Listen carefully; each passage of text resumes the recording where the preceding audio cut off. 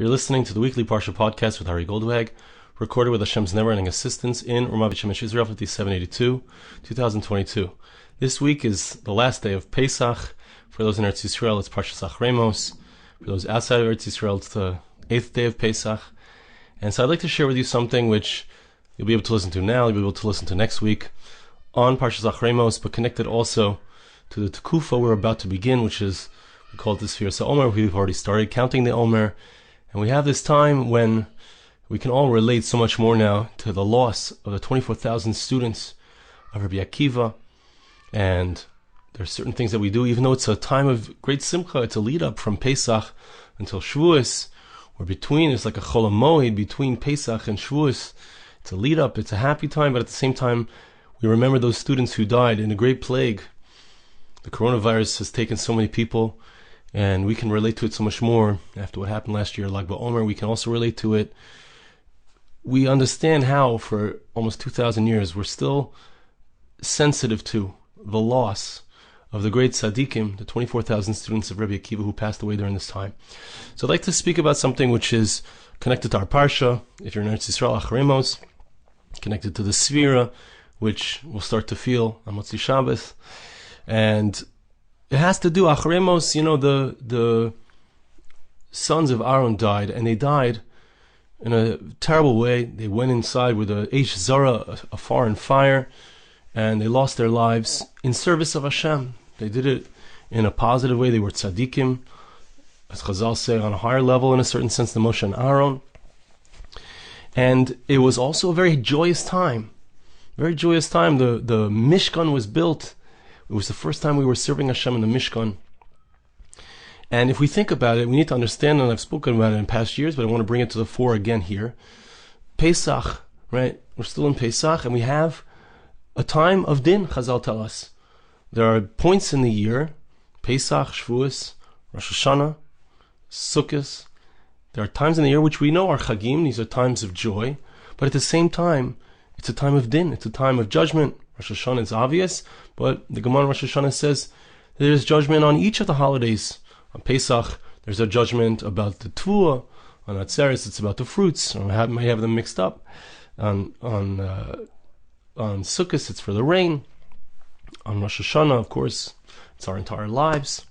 But why is it that there's a coincidence? I don't mean a coincidence as in like something bimikra that just happens. There's a coincidence. They coincide. The time of din, a time of judgment, and a time of joy. What is that about? And you see that in the story of Aaron's sons. There was a time of tremendous joy, and at the same moment, there was a loss of these two incredible tzaddikim, these righteous individuals. We're going to come back to Lag BaOmer. I don't know about you, but every time I think about it, I feel sad. So, how do we reconcile these feelings? This is a time of joy, of leading up from Pesach to Shavuos, and it's a time of paradoxically, of the loss of the students of R Akiva. What is this about? What is this idea about? And I think that this concept is brought to the fore in the Medrash, the very first Medrash in Parsha Acharei. And when we read the Medrash together, it's a little bit difficult to understand. It's saying something which on the surface seems is a pella. It's unbelievable. Brings a pasuk. Let's see it inside. Acharei shnei bnei Aharon. So, as is the way of the Medrash goes through a few different concepts using the same exact verse, which we're going to use in the end to explain something in relationship to our Parsha, the death of the sons of Aharon, at this amazing moment in time. At the time of the Hakamas HaMishkan, the time of when the Mishkan was built. Rabbi Shimon Pasach, Rabbi Shimon, which Pashas is Rabbi Shimon Bar Yochai. Pasach hakol kasher lakol mikra echad letzadik v'lerasha. Brings a pasuk. The pasuk says something which is matmiya. It leaves us with an incredible question. Just like all these questions we've asked until now, why is it that we have this darkness in moments of great joy? What is it about? Pasuk says, "Akol kasher lakol mikra echad letzadik v'lerasha." The pasuk in Koheles and Ecclesiastes, Shlomo HaMelech, King Solomon, tells us something very wise and very true. And when we see it on the surface, it begs for an explanation. And that is, and we're going to bring many examples of it, that we see that the same thing happens to a tzaddik and to a rasha.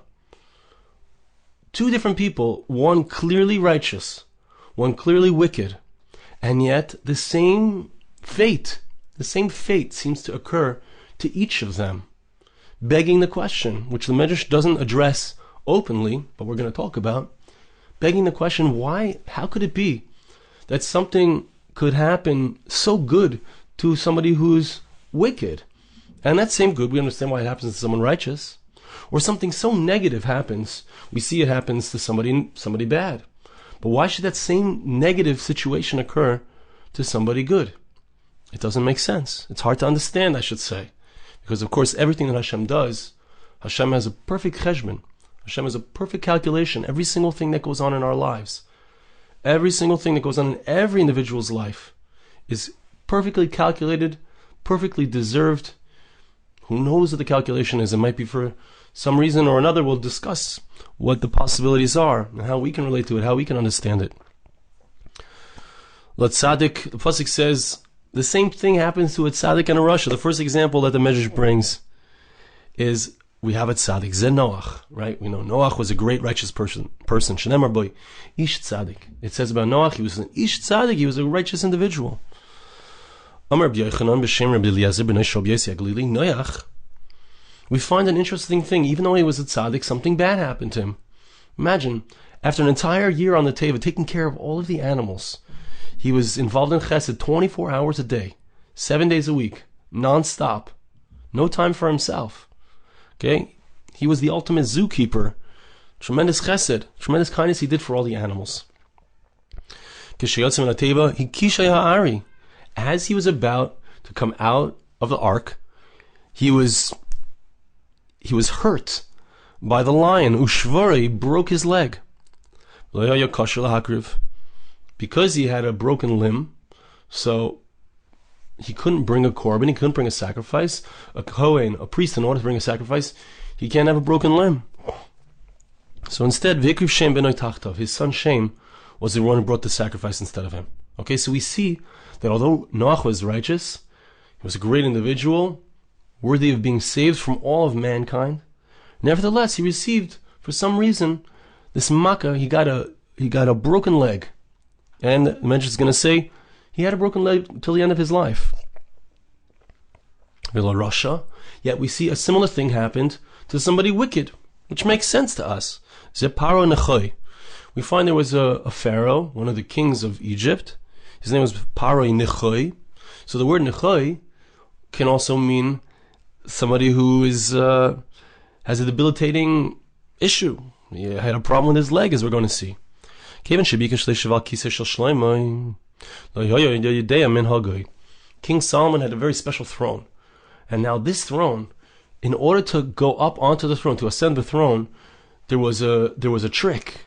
There were lions that moved, and there were different animals, and you had to know how to bypass them, and to know that it's as you rose up, as you're walking up to the throne, you have to lean on the lion a certain way, otherwise you could get hurt by the lion. It was some kind of mechanical situation. Paro Nechoi, he procured the special throne of King Solomon. He wanted to sit on the throne of King Solomon. As he was walking up, he didn't know how it worked. So one of the mechanical lions hurt him and broke his leg.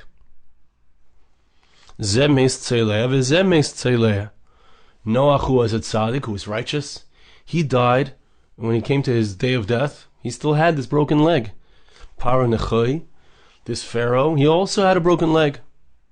Says the Medrash. This is what it means in the verse when it says that the same thing happens to the righteous as to the wicked. Okay, so this is the first example of something occurring to two people. One is good, one is bad, and yet the same negative situation befalls them. We speak about it can happen, the same situation, to someone who is good, someone who is pure, someone who is impure. We find that Moses is referred to as somebody who is good. When he was born, the verse says that she saw that he was good. The mother saw that he was good. Moshe Rabbeinu, Moses, was good. So it's a reference. Toiv is a reference to Moses. Interestingly, Rabbi Meir says, what's the idea? Why was he called good? What was unique about this child? He was already circumcised when he was born. He didn't have any foreskin. Latahor, who is the one who is pure that we're referring to here? Ze Aharon. Aharon was somebody who was involved in purifying the Jewish people. Shanemar, as the verse says, B'shalom uv'mishra holach iti v'rabim heshiv me'avon. In peace and in straightness he went with me, and he brought people back from sin. So he was involved in purifying the Jewish people from their sins. He was involved, we all know, R Akiva was somebody who ran after peace. So this pasuk is referring that something happened to somebody who is good, which is Moshe, and someone who is pure, and something happened to someone who is impure. Who are the impure ones? It's a reference to the spies. The spies spoke negatively about the land of Israel. And what was the result? Aaron and Moshe Rabbeinu said how great the land of Israel is, how beautiful it is, a land of milk and honey.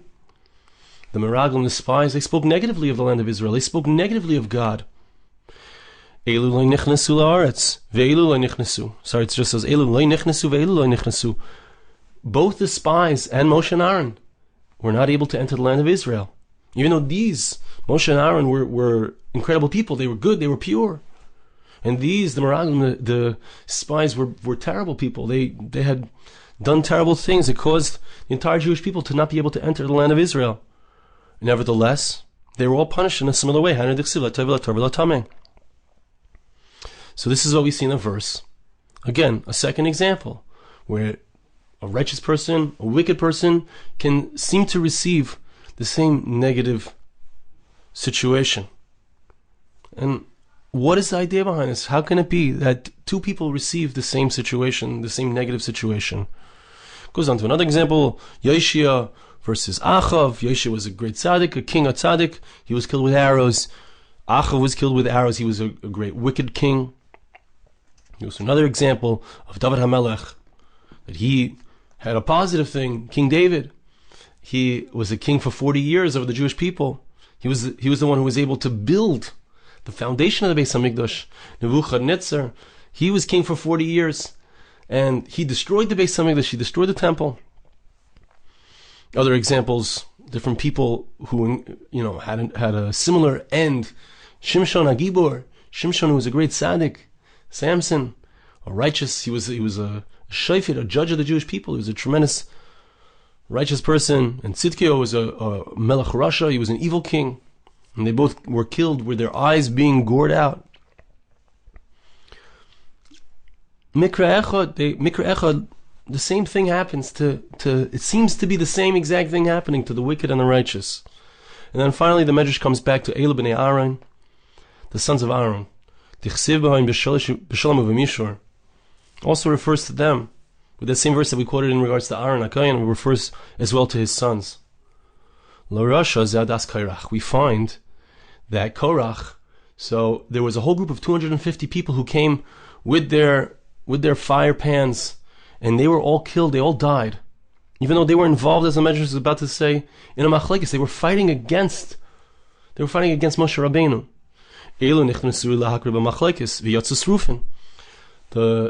The companions of Korach, so they came in and they were fighting against Moshe Rabbeinu, and they were burned alive. Nadav and Avihu, they weren't fighting against anyone. They were coming in l'shem shamayim. They felt that they were doing the right thing, and they were burned alive. And they both met the same fate. Nadav and Avihu were great tzaddikim. In a certain sense, they were higher. They were on a higher level than Moshe and Aaron.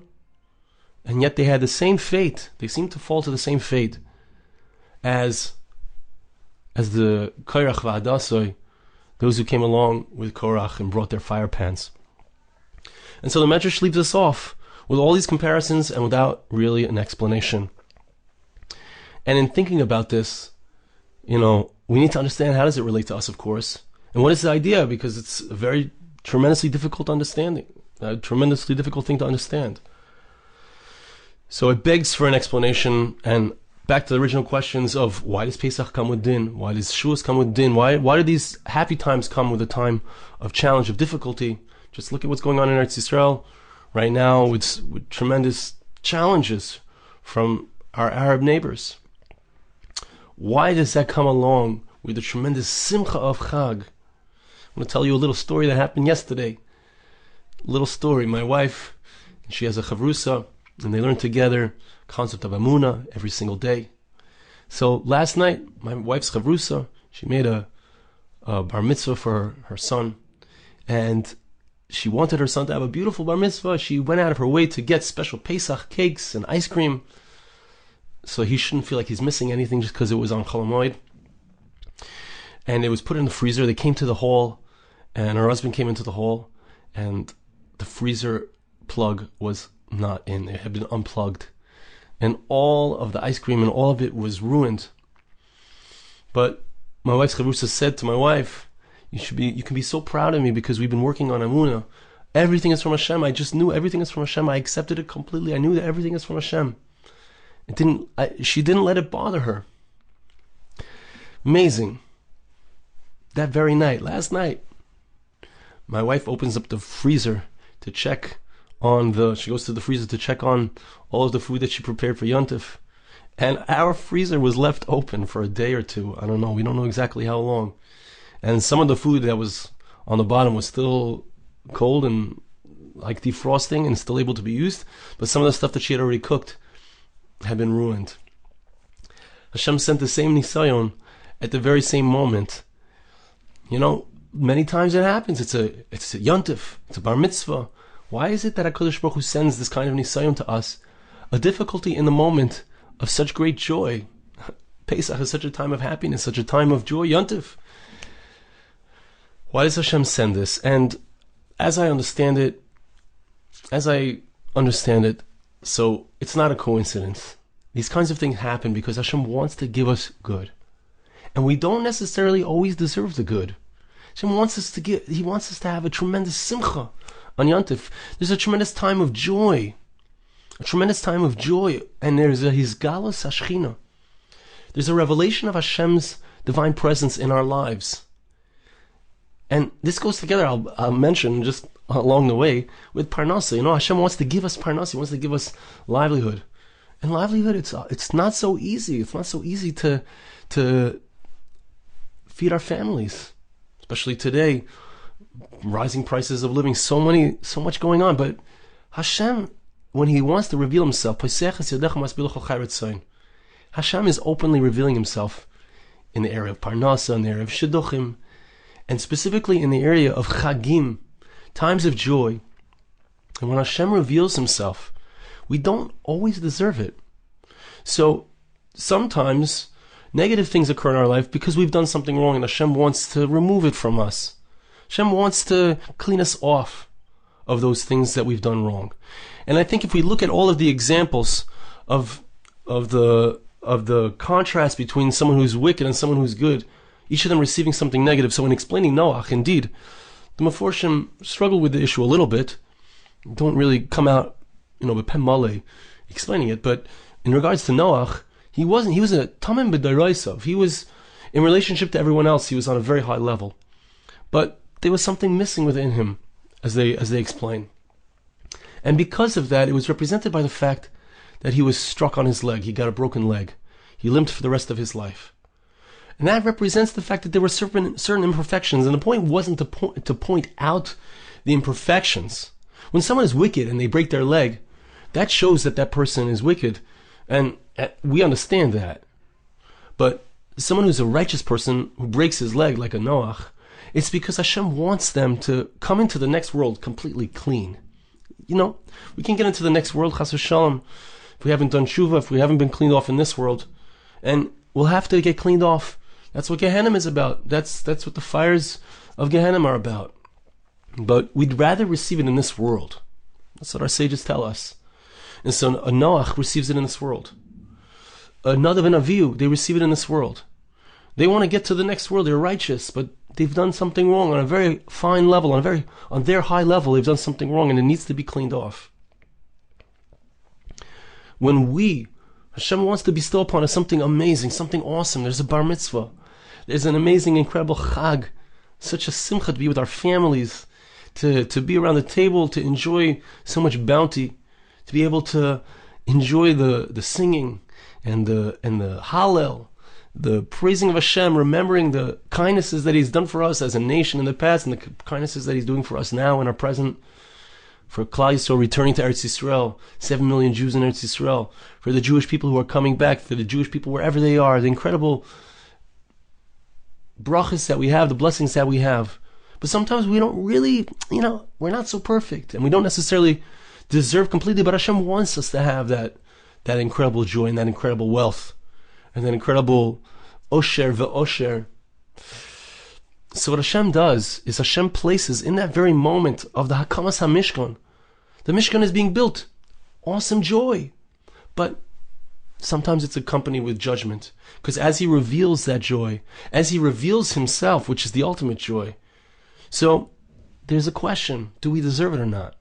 And sometimes in order to deserve it, we need a little bit help, a little bit of help. We need a little bit of something that happens that's not so pleasant.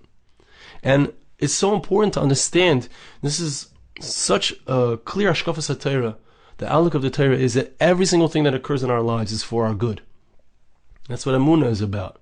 That's what Bitachon is about. Having the faith and knowing that every single thing that occurs is for our good. But it's often, if we open our eyes, it's often so clear. It's so clear that this thing happened at the very same time as something negative happens at the very same time as something positive. And I think that the Medrash is bringing out that, and this is perhaps the pshat in the pasuk in Koheles in Ecclesiastes. He says, "Hakol kasher lachol mikra echad l'tzadik v'larasha." It seems to be the same thing happens to the tzaddik and the rasha. But we need to know that what does that really mean? It really means that there's a cleaning off. There's a different kind. It looks like the same thing, but it's really not the same thing. For the tzaddik, when something negative happens, it's so that he can experience something really good. And for the rasha, when that same negative thing happens, it's just because he's wicked. It's not a cleaning off. It's not because, it's just that's who he is. So even though it's the same thing on the surface, King David reigned for 40 years. Nebuchadnezzar also reigned for 40 years. This one built the foundations of the Beis Hamikdash. Nebuchadnezzar, the ultimate rasha, the ultimate wicked individual, he reigned for 40 years, but you know what? All the good that happened to him, it was just cleaning off all the little good that he had done, so that when he comes to the Olam HaEmes, it's waiting for him, the judgment for his negative deeds. That's how our Chazal say it. So it's so important to know, such an important idea to keep in mind in our lives. Sometimes it seems like positive things are happening. Sometimes it seems like negative things are happening. Sometimes it seems like it's undeserved. Sometimes it seems like, why is that person getting so much good? I know that person is not okay. But we need to know that when something good is happening to someone who's not so good, something bad is happening to someone who is good, we need to know that there's a cheshbon. We need to know that everything is precise. Everything is being done by HaKadosh Baruch Hu ultimately for the good of the righteous. We need to recognize that, we need to know that, and we need to understand that even going in to this time, this tkufa, my kids were complaining, oh, we can't listen to music, this is the last day we can listen to music, it's such a hard time, can't listen to proper music. I said, what about a cappella? No, a cappella is not so good. I said, hey, I'm getting insulted here. A cappella. But it's a time where we step back from our involvement in listening and enjoying, because we recognize, I think part of it is that we have to recognize that it's a time of tremendous joy. It's a build-up from Pesach to Shavuos. We're building up. We're starting to build up to receive the Torah, but with receiving the Torah comes also a time of challenge, a time of, we have to look at ourselves and see, hey, are we good enough? Are we doing what we need to do? Are we meeting the stanzas? Are we rising up to the occasion of being all that we really can be? Do we really deserve it? Can we indeed step up and receive the Torah properly? Can we indeed receive the joy that comes along with the observance of the Torah? Can we receive it properly?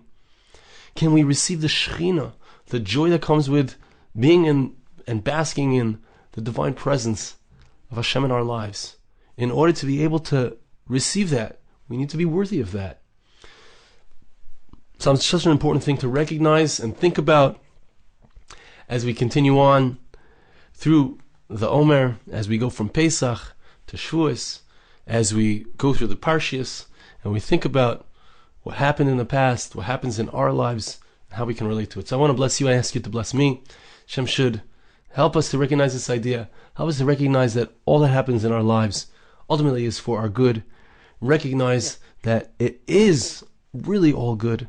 Hashem should help us to have a beautiful Aharon shel Pesach, enjoy the end of Pesach, and recognize and learn and steig and grow and work on being greater during these Yimei HaSefira, the time between Pesach and Shavuos. Thank you so much for listening. Have a wonderful Yontif and a wonderful Shabbos. This podcast was made possible through the gracious donations of listeners like you. For more podcasts like this, please visit www.arigoldwag.com or search on iTunes Ari Goldwag.